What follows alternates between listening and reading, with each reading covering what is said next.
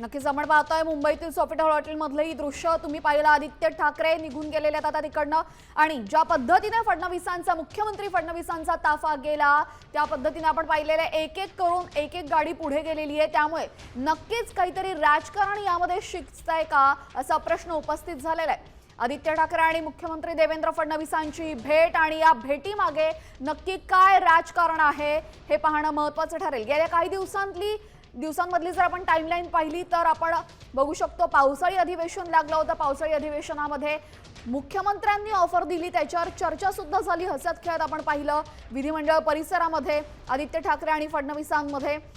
आणि त्यानंतर आजची ही भेट नक्की काय म्हणायचं या सर्व गोष्टींना असा प्रश्न यावेळेस पडलेला आहे।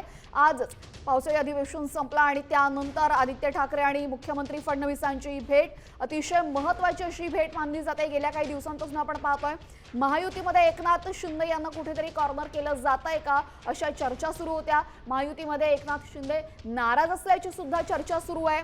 दुसऱ्या बाजूला आपण पाहतोय या दोघांची भेट अनेक गोष्टी इथं सांगून जाते। या संदर्भात अधिक माहिती देतील आमचे प्रतिनिधी गिरीश कांबळे।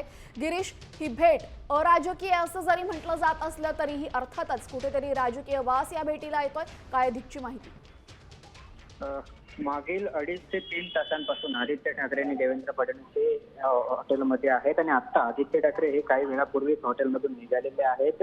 भाजपकडून काही स्पष्टीकरण देण्यात आले की वेगवेगळ्या कार्यक्रमासाठी, मात्र हा काही योगायोग नाहीये की दोन्ही नेते एकाच ठिकाणी एकाच वेळेला गेलेले आहेत आणि दोघांचेही या ठिकाणी आपण बघितलं तर शेड्यूल नाही आणि अशा स्थितीत हे दोघांचे एकत्र येणं, त्यामुळे या चर्चा आहेत त्या सुरू झालेल्या आहेत। जरी भेटायला असलं तरी दोन नेते जेव्हा एकाच ठिकाणी येत असतात हा काही योगायोग नाही, त्यामुळे या चर्चा सुरू झालेल्या आहेत। भेटीचं कारण स्पष्ट नाही, भेट झाली की नाही हे दोघंच नेते सांगतील, परंतु हे दोन नेते जेव्हा एकाच ठिकाणी आले त्यामुळे या चर्चा सुरू झाल्या आहेत। मागील काही दिवसांपासून आपण बघतो की दोन फडणवीस, विशेष करून फडणवीस आणि ठाकरेंमध्ये जवळीक वाढत चालली किंवा त्यांच्यातील जे ताणलेलं दूरी होती दोन मध्ये ते कुठेतरी कमी होताना आपल्याला पाहायला मिळत होतं आणि अशा स्थितीत आता हे आपण बघतोय की मागील 2 दिवसांपासून सुरू झालेली चर्चा, त्यानंतर असलेला संवाद आणि अशा स्थितीत आज हे दोन नेते एकत्रित येणं, एकत्र एकाच ठिकाणी पोहोचणं, दोघांचे शेड्यूलने येणं, देवेंद्र फडणवीस विलेपार्लेहून थेट त्यांची गाडी या ठिकाणी बेकेच्या ठिकाणी वळणं, आदित्य ठाकरे 6:30 वाजल्यापासून त्या ठिकाणी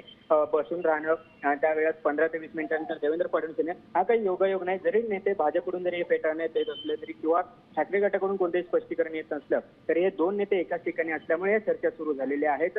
आगामी स्थानिक स्वराज्य संस्थांच्या निवडणुका असतील किंवा इतर काही, हा जरी आता बऱ्याच येऊन ठेपलेल्या आहेत अशा स्थितीत ही भेट होणं, तर भाजपाने जरी हा योगायोग म्हटला असला तरी सुद्धा हे काही योगायोगाने घडलेलं नाहीये असंच मानलं जात आहे। धन्यवाद गिरीश आपण दिलेल्या सविस्तर माहितीबद्दल।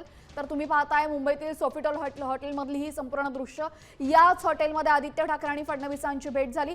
दोन्ही नेते वेगवेगळ्या कार्यक्रमांसाठी पोहोचले होते असा दावा जरी करण्यात येत असला तरीही इतका मोठा योगायोग, निव्वळ योगायोग घडू शकत नाही। यामागे काहीतरी राजकारण नक्कीच शिजतंय अशी शंका या निमित्तानं उपस्थित झालेली आहे। आता isakal.com आहे देशातील नंबर 1 ची मराठी न्यूज वेबसाईट। प्रत्येक अपडेटसाठी isakal.com ला नक्की भेट द्या।